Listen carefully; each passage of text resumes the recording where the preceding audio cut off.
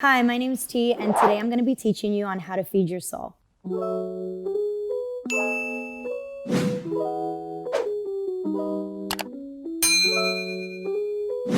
We all go through cycles in life, and the ups and downs can be a lot to handle. But if you curate a balance and a structure, you can create a solid foundation in who you are and find out the importance of the ins and outs of your happiness. So that's what I'm going to teach you today. Here's the first step.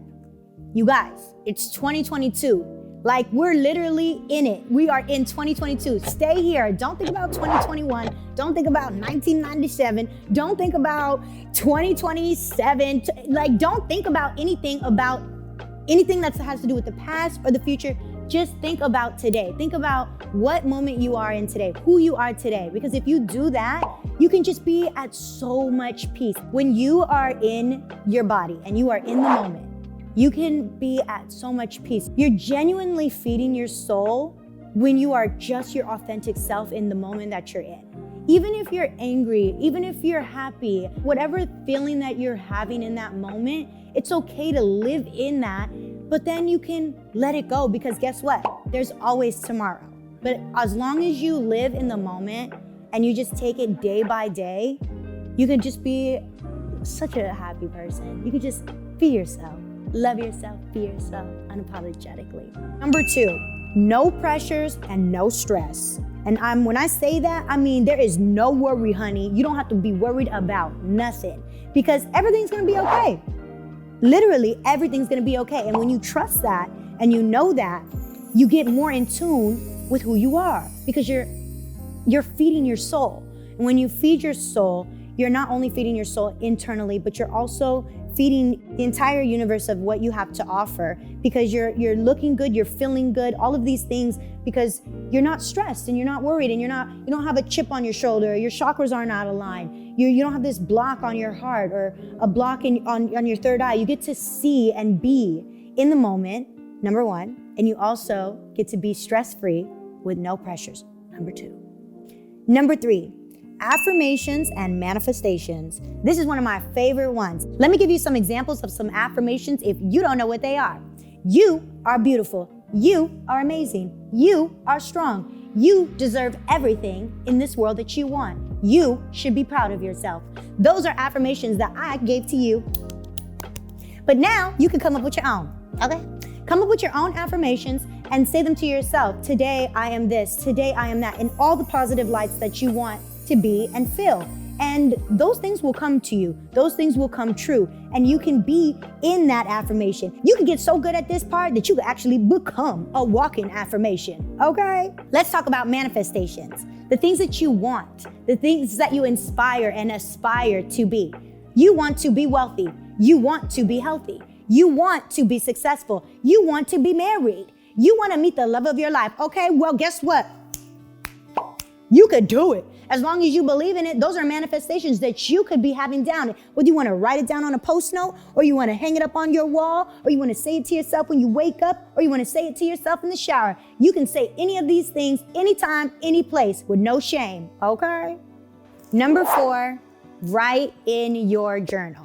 It's important to have a journal, even when you are happy or you're sad. It doesn't matter, as long as you're always consistently writing to yourself. You can write a love letter to yourself. You can write a letter to someone that hurt you, and they don't ever have to get it. But you know that you put it down on a piece of paper with your pen. You know that you release that and you let it go. When you write down things in your journal, it just helps with feeding your soul, because you're able to get the things that are in your heart or in your mind just off your chest and onto a piece of paper. And that's why I think it's really important, in order to feed your soul, that you have to journal as well. Number 5, spending time alone. Spending time by yourself is extremely important, because you get to know yourself and you're also feeding your soul. So you do things by yourself that are creative and inspiring to you. I personally like to work out, and I be wearing my Himynamestee T-Waist trainer. But if you like to paint, or you like to hike, or you like to go to the movies, you can do all of those things by yourself. And it gives you time to release dopamine and release good energy, and just spend time by yourself and really get to know who you are and feed your soul one-on-one personally. Number 6, self-discovery. Once you've done 1 through 5 on the Feed Your Soul list, you come into this awareness of who you are, and you feel strong in knowing that you're cool, you're dope, you're amazing, and all of these things you actually know and believe and understand who you are. And when you get to that point, there's so many cool things that just start happening for you.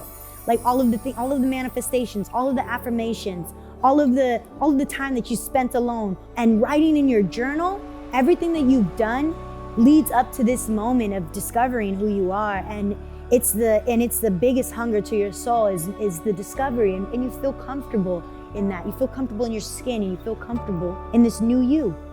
Number 7, and this is the last one, non-negotiables and boundaries. After you've done all of the ways on how to feed your soul, you've discovered who you are, right? You had a self-discovery. You come into this zone where you say, okay, now I'm strong, now I'm wise, now I can come up with what I'm okay with and what I'm not okay with. Now I can say, these are the things that I'm going to allow in my life, these are the people I'm going to allow in my life, and these are the people I'm not. These are the things that I'm not. And once you have those are considered non-negotiables. Those are considered boundaries when you say, hey, I didn't like that. That made me feel this way. I don't accept that. That's when you become even stronger in the fulfillment of feeding your soul. And you're just across the board an A+ student, because once you have those non-negotiables and you have those boundaries set, nobody and nothing can mess with you. Nobody can knock you off your horse and say, oh no, but what about this, what about that? You don't know me, I know me. And when you stand in that, that's grace and that's power. So boundaries and non-negotiables are the ultimate and last and final step on how to feed your soul and how to be you.